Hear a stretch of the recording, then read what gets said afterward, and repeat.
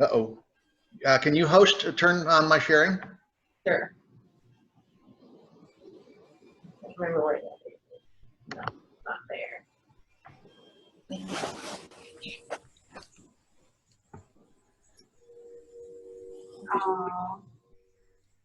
Can you tell which one of your babies that is? This is the process of Yeah, sharing. I think it's in security. That's it. Yep. There it is.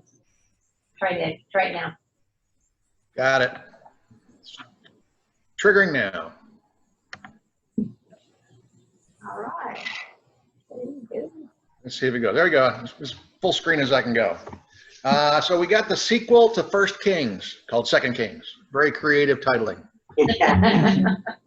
All right, so putting the book in position from stages and historical. Obviously, historical book, it's recounting a lot of stuff. In fact, it's written in such a way that with each one of the kings, there's kind of a little synopsis that happens where good king, bad king, here's the highlights, and whether or not that guy was evil. And unfortunately, during Second Kings, pretty much all the kings are evil. There's a few exceptions, but it wasn't enough to change the direction that, let's say, the people and the kingdom earned from God. So it's a kingdom period book or kingdom era. It is still the continuation of the divided kingdom where Israel had the 10 tribes and Judah has 2. Now in timeline, last week we covered First Kings, which really pretty much just covers up to the dotted line. Second Kings compresses a lot of kings and some activity. And I guess quite a bit of turf is covered there. You can even include the other powers that are involved in the world at that time. And there's a lot of change that's happening. You can see there's a big transition somewhere around 700 where major powers stop and new ones start emerging. So no author cited, as we all know. The tradition attributes Jeremiah as the author, and it's, they believe, penned between 560 and 540 BC. Historical span 853 to 586 BC, so across 270 years. It is the continuation of the First Kings story, and a total of 25 chapters. So cutting to the end, where does this thing land us? And at the end of it, basically the story is the demise of both kingdoms. Israel falls to Assyria, and they actually move the people to Assyria, and the land is then repopulated with other people. Same thing with Judah.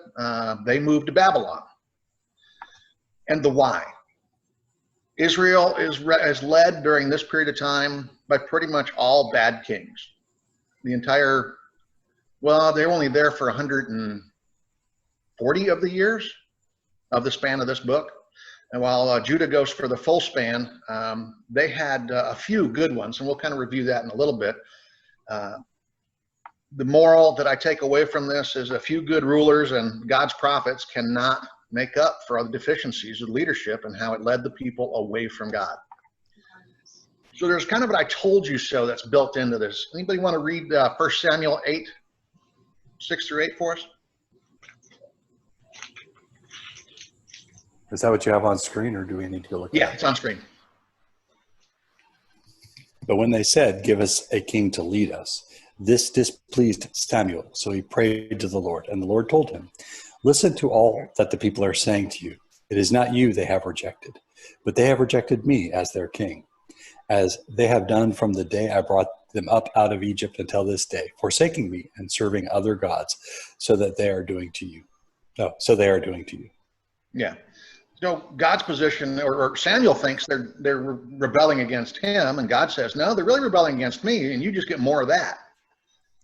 But so Samuel lays out the warning and tells them, you know, you're not going to like this king stuff in this area. And then we get to 2 Kings around 17. Who wants to take on 17, 13, 14, and 20? I got it. The Lord warned Israel and Judah through all his prophets and seers. Turn from your evil ways. Observe my commands and decrees in accordance with the entire law that I commanded your fathers to obey, and that I delivered to you through my servants, the prophets. But they would not listen and were as stiff-necked as their fathers, who did not trust in the Lord their God. And 20? 20. And 20 is, therefore the Lord rejected all the people of Israel. He afflicted them and gave them into the hands of plunderers until he thrust them from his presence. Harsh. Ouch. Yeah. So he gave them a long time to do it too. So we'll cover that in a moment. So the three themes we pull out of the 2 Kings, Lord's going to judge his people. You know, so when he turns back on him or whether they're following him closely, that's his gig.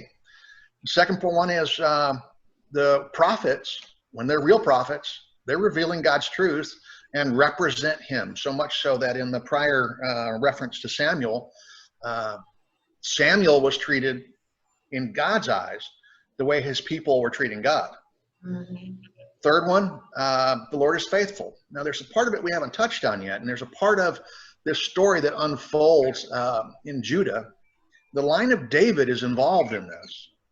But to preserve the line of David, at one point, God's going to withhold this destruction of Judah, and instead actually elongates the life of one of the kings by, I believe, 15 years, and allows him to pass away before he then destroys or turns over Judah to the enemies.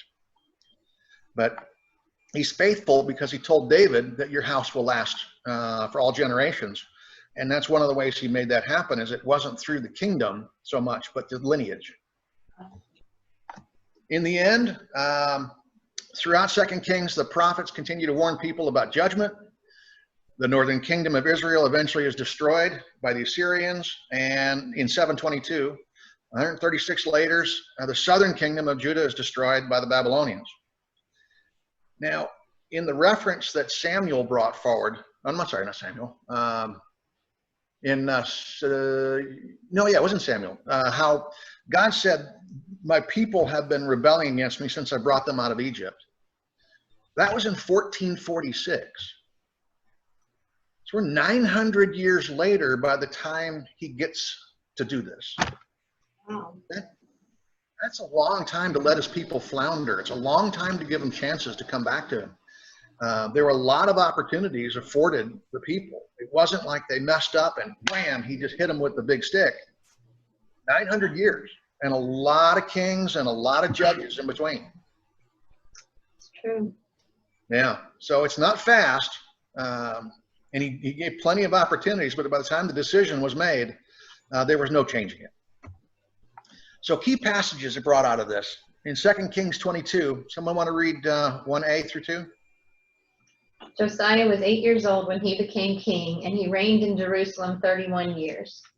He did what was right in the eyes of the Lord and walked in all the ways of his father David, not turning aside to the right or to the left. Okay, you got it recorded. All right, we'll continue for key passages here. Oops. All right, so lessons that I pull away from this as I move my screen around. God hates sin, not a surprise. He will not allow it to continue indefinitely, but he will let it go on for 900 years. So if we belong to him, we can expect discipline when we disobey. A loving father corrects his children for their benefit, and to prove that they indeed belong to him. Is the 900 years available to all of us? Sorry? Do we all get 900 years? You know, that's a great question. No. Unless you've got something figured out like Noah did. Yeah. God may at times use unbelievers to bring correction to his people. And I think this is where they're really kind of referring to the concept that the Assyrians helped bring about what God needed to have happen so that his people would then, I guess, lose their position and maybe turn towards him. So as Christians, we have the word and the spirit to guide us and warn us when we go astray. Like the prophets of old, the word and the spirit is trustworthy and always speaks truth. So our parallel for use at this time is Word and Spirit, where in the Old Testament, they really just pretty much had the prophets. So internal kingdom, external kingdom statements. All right, so Jesus' connection to the kings. So let's use stories from 2 Kings, Zarephath, and then 1 Kings, and Naaman in 2 Kings illustrate the truth of God's compassion towards the Jews deemed unworthy of God's grace to the poor. So I know when Naaman is leader of the armies, and he's suffering from leprosy. And this is where we're going to start moving towards looking a lot at Elisha, where Elisha's miracles, and there's 3 highlighted at the bottom of this page, raising a woman's son from the dead, healing Naaman of leprosy, feeding 100 people with a few loaves of bread, and having leftovers. Some nice parallels to the miracles of Jesus' time. Memorable person. So this is where Elisha becomes, I guess, the heir apparent in this part, because he takes the handoff from Elijah. In fact, he's Elijah's attendant and disciple. And he then takes on, he first appears in chapter 19. Oop. Jen, that might be, if you're able to control it, you might be able to admit them back to the meeting. It just said Kathy was host now. Yeah, as I say, if she logs in, she becomes host, Okay. but she's muted, so. All right. Here we go. Welcome back. Thank you. Jennifer, are you still recording? I didn't change it. Did somebody push record? Yeah. Okay. As long I as don't know if it's, Ben was the only one who had access to it. but I don't know if it's doing it anymore. Now that Kathy's reclaimed host status, Right. Kathy may need to restart recording. Yeah. Yeah, it says it's recording, so. Okay, good. We can go I'm back and sorry. see what we Can you missed. catch us up from what we missed? Or we can check, we can catch We it up can catch it online. later, Yeah. yeah. Just go. All right. Well, we're on the second point on this slide. So Elisha appears in chapter 19 of 1 Kings and is appointed to follow up Elijah, who then seeks him out and signs him up. Yeah. Elisha has a really nice list of miracles that he performed, from parting of a river, not a whole sea, but a river, purification of the spring at Jericho that was poisoned, helping a widow who doesn't have the enough oil, raises a boy, purifies some poisoned stew, prophets have their food multiplied, Naaman's healed of leprosy, Gehazi, I don't know how to pronounce that, became leprous, which is interesting. Now, leprosy is applied to somebody as a portion of the miracle. The floated axe head, where a guy's working and he loses control of his axe head and it goes in the water. He loses it. And Elisha throws a stick in there and prays, and the axe head floats to the top and the guy can grab it. So he can continue his work. And then the Armenian army is blinded early in the process in chapter 6, because later on they have their sight and they take down Israel. Elisha, when a group of boys, I just pulled this one out because it was kind of unique. A group of boys from Bethel taunts the prophet for baldness, and Elisha curses them and sends a couple of female bears come out and attack 42 boys. And that was justice. There you go. Never taunt bald guys. And I found this really cool painting from where was this? This is from France, I think. And they've got Elijah riding the chariot up in the clouds, while Elisha is on the ground, kind of running things, and the bears are chewing on a pile of bodies. Oh my goodness. That's nice. That's a nice picture. I was like, so yeah, so like Tim said, it was justice. So he became, anyway, so Elisha becomes noted in Israel for 6 decades. He actually holds the office of the prophet of Israel. Oh, okay. So he's recognized through government, which is interesting. I guess it's not probably too different from their religious leaders. I don't know much about how that would be set up. Was the Sanhedrin in place that early? No. Okay. But he was a friend of the soldiers and kings.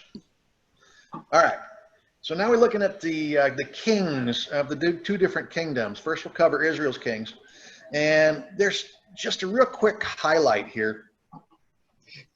Who's the king? When were they serving? How long did they serve? And then maybe some notes. But really what it comes down to for me is I took little arrows, red arrows for down, green arrows for good. And in the 12 kings of Israel, no green. Mm-hmm. These people are feeding themselves, taking care of themselves. They're serving idols. They're serving Baal, encouraging idol worship. They're just polluting things.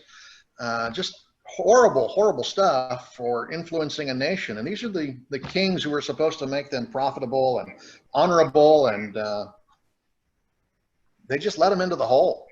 So across the 140, 50 years, they basically shut it down.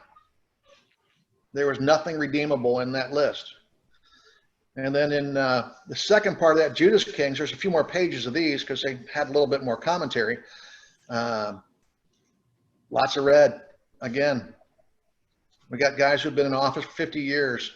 And while they may have accomplished a few things like Azariah, he rebuilds a city, he's constructed reservoirs, he's reorganized the army, but he violates God's laws of priestly function in high places and sacrifices. So he's struck with leprosy. So that goes back to the miracle of Elisha. Jotham rebuilt the upper gate, but he permits idol worship.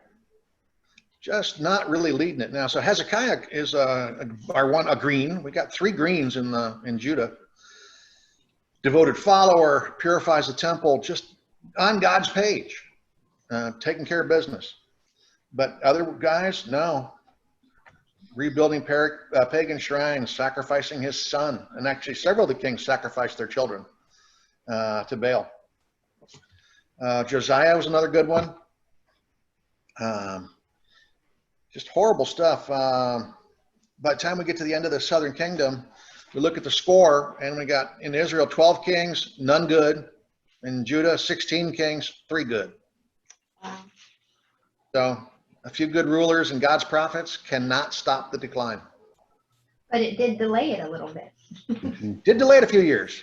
Didn't add up to. Like during their lifetime. So like, wasn't that a couple of them that God said, I'll give you favor for your lifetime? Yeah, and added 15 years to one guy. Who was that? I was on the last one. It was Hezekiah, wasn't it? Hezekiah. Hezekiah? Yeah. Yeah. And Hezekiah thought that was good. Remember, he was like, oh, cool. It's going to be peaceful for my lifetime. And as soon as he died, Yeah. So that is all I prepared, and I ran through it in 30 minutes. Cool. What discussion questions do you have for us, Alan? What's your favorite anecdote from 2 Kings? I love the stories of Elisha and just the, I don't know, the power. Each one of the stories of his miracles were so unique and almost random. Like the axe head thing, the guy that lost the axe head was upset because he borrowed the axe. Right. And so he didn't want to lose it because he had to return it. And go back and show us the slide we missed. Well, I've got one up where this is the list of miracles from Elisha. Yeah. Oh, Okay. Second to last one is the axe head you talked about. Yeah. And when he parted the Jordan River, remember that Elijah had done that first by laying his cloak in it. And then Elisha did it coming back by laying his cloak in it. So it was kind of like you could see where the power had been transferred from Elijah to Elisha. I think that's a cool story. Yeah. What do you know the details around the boy that was raised from the dead? That was the Shulamite. Was it the Shulamite woman's son? Who Elijah had helped before. Remember, she had run out of food and she was going to prepare her last meal.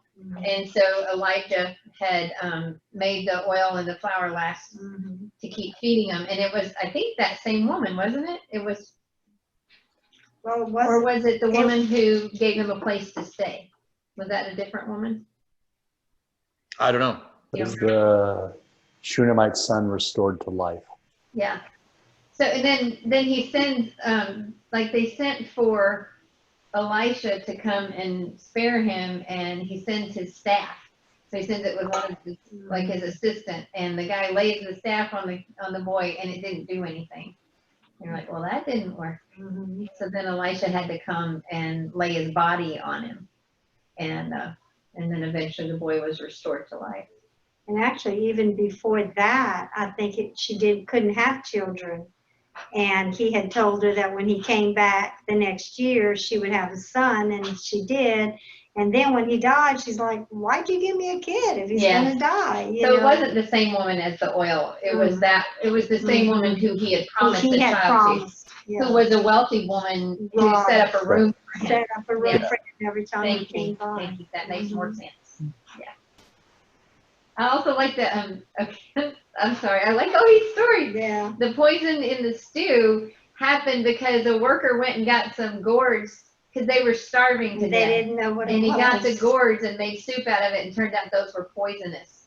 And so then I think Elisha put something else. Flour. He just threw flour in it, mixed it up, and it was okay. Yeah. Okay. I also think the story of Naaman is a powerful one because of Naaman. Naaman had a lot of pride, you remember? Yeah. And so it was a servant girl who was an Israelite who said, you need to go talk to the prophet and see if, because he had leprosy. And so when they did, then he had to go visit the prophet. And then Elisha said, well, you need to go dunk yourself in the water. Well, how many, was it 3 times? 7 times. And he was like, well, I don't want to do that. You know, That's I thought he would come out and say something over me. And so I think you see that several times in 2 Kings. There are times when God says, I need you to do this first. And then God would act in response. And I wonder how many times, you know, we kind of sit and wait for God to do something without being willing to do our part. And for me, I think it's God wanting an act of faith to say, if you'll step out and do this part, then I'll come in and do my part. And that's what it took from Naaman. He had to submit to that. And even when he said to dip himself in the Jordan 7 times, he's like, there are better water. There's better water to take a bath in. This is not the best. Yeah. Can I go over here instead? Yeah. I don't want healing that way. I want healing this way. Yeah.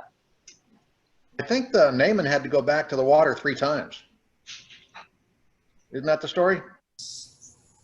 I don't That remember. was 7. Well, I mean, he shorted it, did it a couple times and came back. And then he said, no, you got to go 7 times. He goes back to the river, doesn't finish. No, at first he went away angry because he told him to do such a simple thing. Yeah. He wanted him to come out and call down God over him and that to be some big miracle. That was really something very simple. And his servants were like, hey, if he told you to go kill a dragon, you'd have done that. But Yeah. just go bathe 7 times. And I don't remember why Gehazi became leprous as a result of that, because he was, wasn't he Elisha's assistant, or was he Naaman's assistant? He was Elisha's assistant, and Elisha did not want any money or anything for the healing. And so Naaman's going away, and afterwards Gehazi runs after him and says, oh, my master decided, yeah, we'll take some of that stuff. And so then when he went back and Elisha said, where have you been? And nowhere, I didn't go anywhere. And so because of his lying and cheating, that's why he was struck with the leprosy that Naaman was healed. Yes. I loved Elisha's response, because he was like, "Do you not think I saw you the Right. minute Naaman stepped out of his chariot? Mhm. You know, it's like, you didn't think I could see what you just did?" And so it was because of his greed and lying. Yeah, Right. good. Susan, No, good. I heard, somebody said that we need to get to the point where we're squeaky clean. Because when the years come, they're gonna know, like Right that. We away. told him as soon Yeah. as he, got out of charity, told him about it. So we really need to, right now, a friend of mine, like we're doing like 40-day of like where we got to fix you something, you gotta start repenting of it, and changing our minds. She said, I've been spending all day long just repenting, because we're so used to doing whatever we're just thinking about what we want to do instead of what does he want us to do. And it's like we're missing him. And they said, and that was probably 20 years ago. They said the seers are coming. They've been down with the seers are coming. And that's what, I don't know, Elisha was a prophet, he wasn't like the seer. But, so anyway, that's for us too. Squeaky clean. And that's to keep, okay, Lord, is there anything I need to get right with you today, so, and let him guide us through it, Anybody else have moments that stand out? So you also asked me to go back to the slides you missed. Yeah, Do you remember where we were when you disconnected? we were on That this slide one. when we came back. Mhm. Go ahead, slide. Was there a slide on Elijah? Yeah, I got several on him. Elijah. Oh, What- no, There. I didn't put Elijah in. He's in 1 Kings. Yeah, okay. I thought at the beginning he passed the torch. It is. It's in chapter 2, I think. All right, go back one more. Yeah, we didn't get that discussion. Right. What about this one? We were about to read, because Kathy had just read something A in verse. 1 Kings, and then there was a verse in 2 Kings chapter 17 that we didn't get to, and that's when it cut That's right out. there. Right That's probably it right there. Yeah, that's it. All right. That was it. Okay. So that's kind of the verse that summarizes it all. Right. Yeah. And just reading through the various, like, it's amazing to me how there's so much about how they followed the ways of this guy or this guy and not the ways of David. And but some of it was even looking to the stars for information, which to me reminds me of astrology. I think that's dangerous when we start to look places like that instead of looking to God. And also visiting mediums and sorcerers and psychics. And today I know some Christians that take that lightly to have a reading done.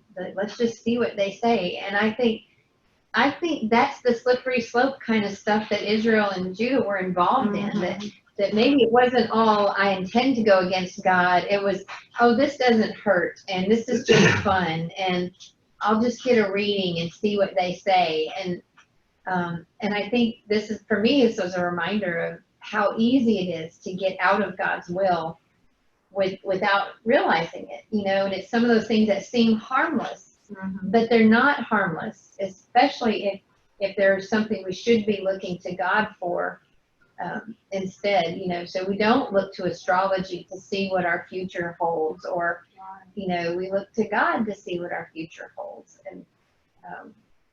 And so those were some of the practices that God disapproved of.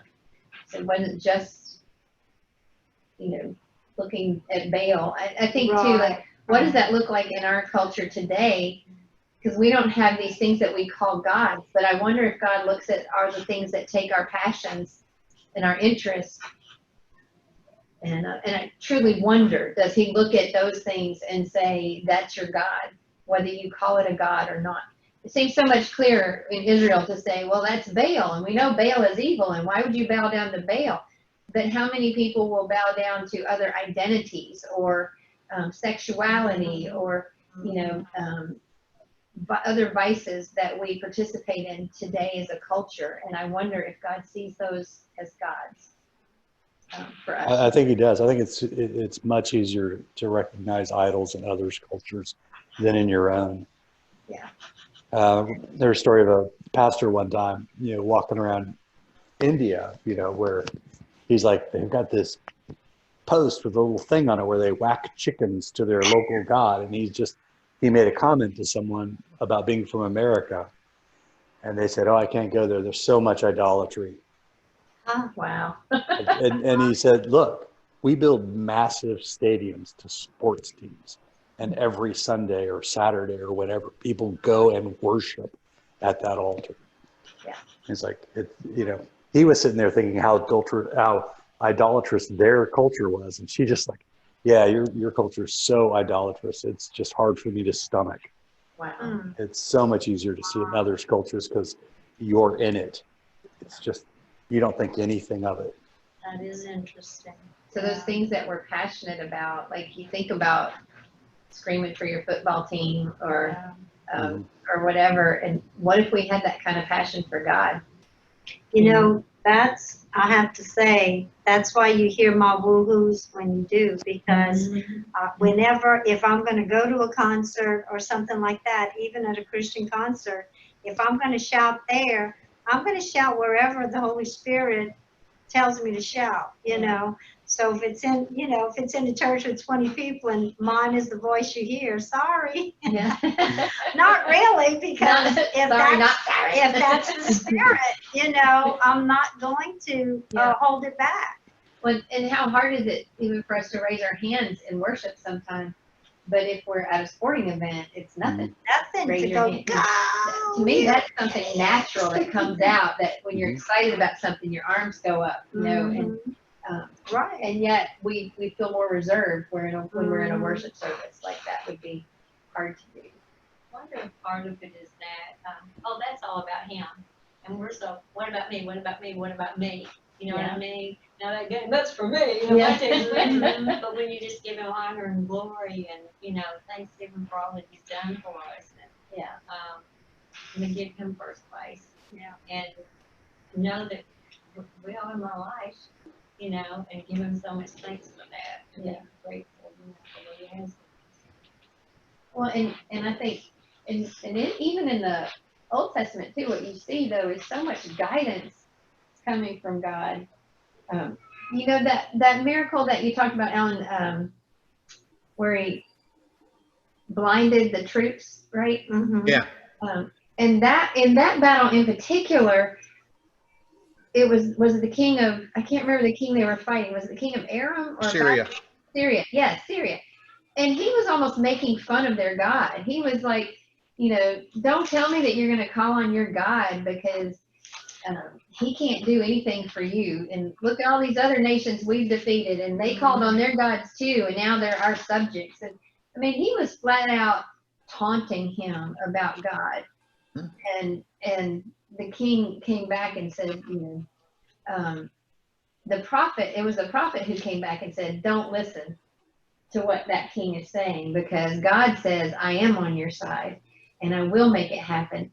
And that's when he opened the eyes of the boy that he was with. Was that Elisha that was saying that? And he could see chariots around him that were hidden before. Mm-hmm. And then right after that, when he blinded them so that they didn't see. I mean, God totally did that. God won that victory for them. I love that story too, because of the way it is. To me, it's where what's the science fiction one with Luke Skywalker and that and the Force, and it's like they do the hand. And these are not the George you're looking for. That's it. Okay, and this is where they got it from, right? As the enemy came down toward him, Elisha prayed to the Lord, strike these people with blindness. So he struck them with blindness as Elisha asked. this is not the road. This is not the city you're looking for. Follow me and I will lead you. They took him to a whole different And he city. took him to Samaria. Yes. Yeah. So to me, that's where they got it from for the I feel like movie. I feel like I'm getting all my stories mixed up, but you're right, yeah. Then when he got there, he said, Lord, open their eyes, and they were in Samaria, which is Yeah. where their enemies were. So Yeah. that- I think God has a sense of humor. What do you think? That's what I I was think he thinking. does. That. I was like, okay, that's pretty cool. Sometimes I get a little uptight about our political environment and the election that's coming up, and I think, but I don't have to worry about it. Mhm. I don't have to campaign. I don't have to, we just need to turn to God. Trust. And God will put who He wants to be. We don't have to worry about whether the post office. God. Hey, it's at my house. All right. My battery died. Oh, So, anyways, so the other thing I'd like to point out in the second bullet here, where in Second Kings, we have really the prophets who are really kind of bringing God's truth to the people. And since Pentecost, we have the Spirit, right. that same role. And in that role, visualized as it is, every person has access to a prophet of God to guide us. That's a cool perspective. When Tim says, and rightfully so, it's hard to pull out our own idols. The Spirit was probably working on people and pointing that out to us. And like people in the Old Testament would pretty much just ignore the prophets, we've been given the right and privilege to ignore the Spirit. Right. That's true. That's true. And it's sad. But it's so much easier to see them doing it than it is to see us doing it, isn't it? Yeah. And the other thing I want to kind of call out as a difference between that time and this time is and we kind of joke about it a little bit, there was 900 years between being freed from Egypt and the collapse of the kingdom in this occurrence. We each have a lifetime to try to get it right. Mm-hmm. Listen to the Spirit or not. Mm-hmm. That's true. And I think we actually have an additional tool available to us that was not as available in the Old Testament times, especially when you consider that none of us are Israeli, is that the word is so well publicized in so many places now. You can't avoid it. That's true. Well, I think that's why a class like this is so good, because it's taking us through the word and not leaving parts out.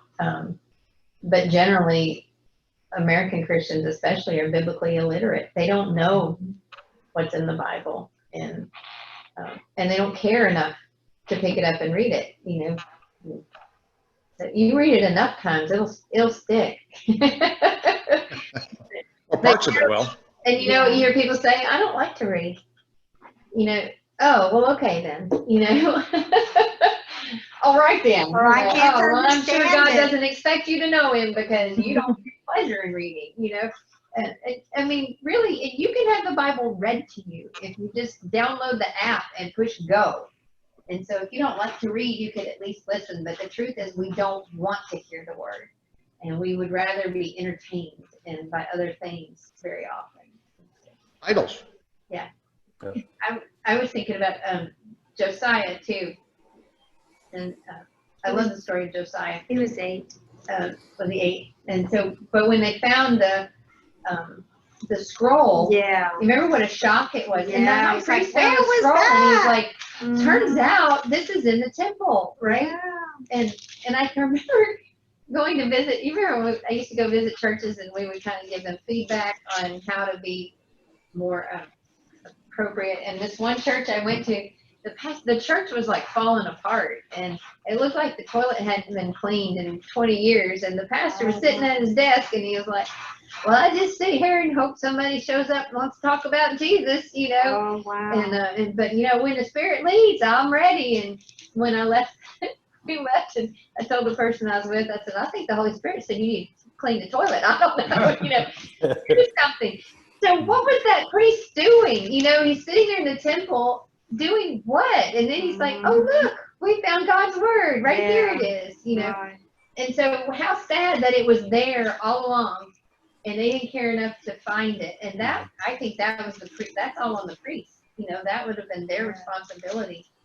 And then when it talks about the Passover, it says that Josiah was reading it, and he says, we've not celebrated the Passover since the days of the judges. So 900 years later, however many years it was later, they had not been keeping the law. And part of why they had those feasts and celebrations was to pass on the knowledge of God. That's And why they didn't have it. They weren't. so, yeah, so how many, oh, well, my kid's sports plays on Sunday, and so we don't have time to, think about how that happens over time, that somewhere, some generation stopped passing on the truths of God to the generation after it, and it got worse and worse and worse.